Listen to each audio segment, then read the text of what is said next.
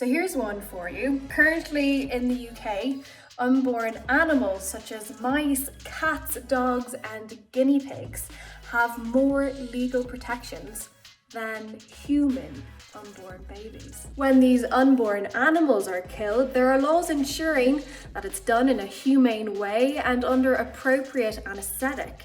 But for unborn humans, no such laws exist. Now, don't get me wrong, ensuring that these animals are legally protected and treated in a humane way is a very good thing, and I'm glad that this legislation exists. But how is it that we can come to that conclusion for other species and not for our own?